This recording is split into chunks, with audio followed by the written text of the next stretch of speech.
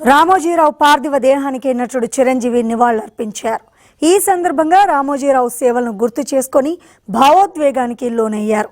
ఓ గొప్ప వ్యక్తిని కోల్పోయామని చిరంజీవి ఆవేదన వ్యక్తం చేశారు. రామోజీరావుతో తనకు ఎంతో అనుబంధం ఉందన్నారు.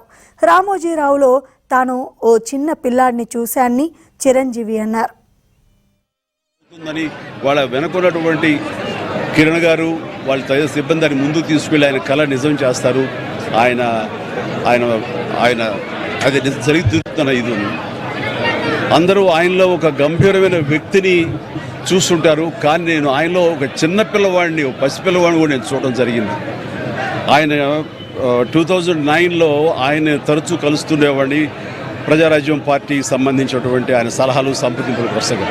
ఆ సమయంలో భోజనం అయిన తర్వాత నేను ఆయన ఒక పెన్ను, ఒక కార్టియర్ పెన్ను నేను ఆయనకి గిఫ్ట్గా ఇవ్వడం జరిగింది. ఎందుకంటే ఆయన పెన్నులు కలెక్ట్ చేస్తారు, ఆయన హాబీగా ఉంది అని తెలిసినప్పుడు ఆయనకు ఆ పెన్ను ఇచ్చినప్పుడు సుతారంగా వద్దు అంటారేమో అనుకున్నాను. కానీ చాలా ఆప్యాయంగా తీసుకుంటూ చిన్నపిల్లవాళ్ళగా ఆ పెన్ను చూసుకుంటూ, ఒక చిన్నపిల్లవాడికి టాయ్ ఇస్తే ఎంత ఎగ్జైట్ అవుతారు అంత ఎగ్జైట్ అవుతావు, వండర్ఫుల్ పెన్, చాలా బాగుంది చిరంజీవి గారు అని, మీకు అంత ఇష్టం అంటే, అయ్యో నాకు పెన్నులు కలెక్ట్ చేయడం చాలా ఇష్టం రండి చూపిస్తానంటూ లోపలికి తీసుకువెళ్ళి ఇదే హౌస్లో ఆయన బీరువా తెరిచి ఆయన కలెక్ట్ చేసినటువంటి మంచి మంచి గొప్ప పెన్స్ అని చూపించి, ఇన్ని పెన్స్ ఏం చేసుకుంటారండి అంటే, అయ్యో వీడు చాలా ఇష్టం అండి, నా మనసుకు ఏదైనా ఆలోచన తోచినప్పుడు ఒక్కొక్కసారి ఒక పెన్తో డైరీలో రాసుకుంటానన్నట్టు ఆయన రకరకాల ఇంకులతోటి, ఎరుపు, నలుపు, ఆకుపచ్చ, బ్లూ, ఎరుపు ఇలాంటి రంగులతోటి ఆయన కప్లెట్స్ లాగా ఆయన ఆలోచనల్ని అక్షర రూపంలో ఆ డైరీలో రాసుకోవడం చూసిన తర్వాత ఆయన నిరంతరం ఈ సొసైటీకి ఏం చేయాలి, నెక్స్ట్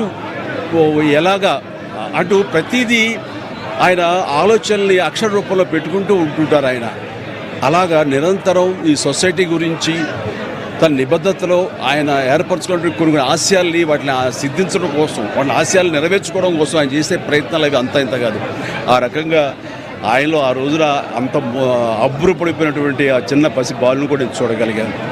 ఇట్లా ఈ రోజున ఆయన లేరు మనకు అన్నది ఒక తీరని లోటు.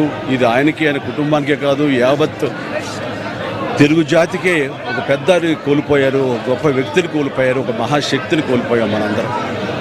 ఈ సందర్భంగా ఆయన ఎక్కడున్నా సరే ఆ స్వర్గంలో ఉంటారు, మన దరిదాపులోనే ఉంటారు, మన దగ్గరే ఉంటారు, మనకు తోడుగా ఉంటారు.